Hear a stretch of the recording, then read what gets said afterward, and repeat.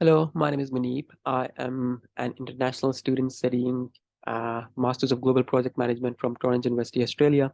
The topic of our presentation today is business communication and culture. Let us begin with defining what business communication and culture is. Business communication is the exchange of information within a business or organizational context. This can be communication among the employees, communication between management and the employees, and communication between different internal and external stakeholders of a business, holders of a business. Business culture, on the other hand, is the sum of practices, behaviors, values, and attitudes which are ingrained in a business environment. Business communication and business culture, according to research, are highly interdependent, where on one hand, business culture can have an impact on its communication. On the other hand, how things are communicated within an organization can shape its culture. Both these factors are highly interdependent and play a huge role in determining business success and employee experience. Let us now talk about the aspects which make business communication and culture effective. Let us talk about the two most important aspects of business communication in today's business environments: cross-cultural communication and intercultural communication. Cross-cultural communication is simply the communication between organizations in an international context. For example, a lot of organizations these days have stakeholders who regularly communicate with business partners located at a different location and having different organizational and national cultural affiliations. This is highly relevant considering the globalization of businesses, and therefore organizations need to build essential competencies, especially in their sales staff, to be able to communicate and negotiate in a cross-cultural environment communication context. In that way, they would be able to maintain long-term business relationships for the benefit of the business. Intercultural communication, on the other hand, is the communication which takes place at the core of the business between employees of different cultural groups. While on one hand, having employees from different cultural groups makes an organization more diverse. On the other hand, it makes communication more complex, and therefore organizations need to pay deliberate attention to fostering an environment of respect, support, and care between employees of different cultural backgrounds to facilitate better collaboration so they could work productively towards achievement of organizational goals. Moving to the next slide, we have nonverbal communication. Nonverbal communication is equally as important as verbal and written communication for the success of a business. And nonverbal communication includes everything from posture to body language to facial expressions, and they can help employ to get a better understanding of emotions, feelings, and attitudes of their fellow employees.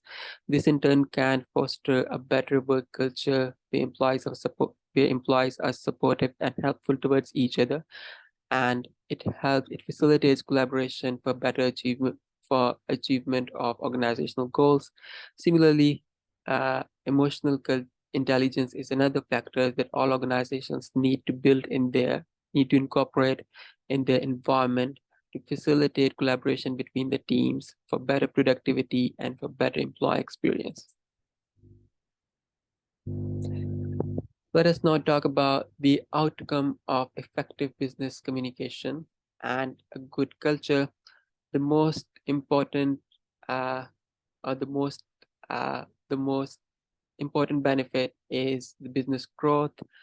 Better communication between management and workers is the best example of how business communication can have an effect on profitability. Open lines of communication between workers and the management help uh, help help to get feedback from the employees quickly. They give employee the confidence and make them feel appreciated and heard. This gives them motivation to work hard for the achievement of business goals. This increases the productivity, which in turn helps business prosper in terms of financial growth. On the other hand, employer satisfaction is another benefit which employers get from open lines of communication. They feel valued, heard, appreciated, They can easily ask for help from other employees for their job responsibilities. This fosters a culture of help and support, which in turn makes a workplace a better place to for employees to work. The next two benefits we're going to talk about is a positive business environment. Uh, Open lines of communication and a culture of respect at a workplace help resolve conflicts. This saves workplace from politics and all the negative impacts which affect the productivity and makes it an unpleasant place to work. Uh, Better communication and good culture at an organization also promotes innovation, since employees are free to share their feedback and come up with new ideas. They are not hesitant to share new ideas, and therefore it creates motivation and facilitates recognition and appreciation for employees. Let us now move to the conclusion.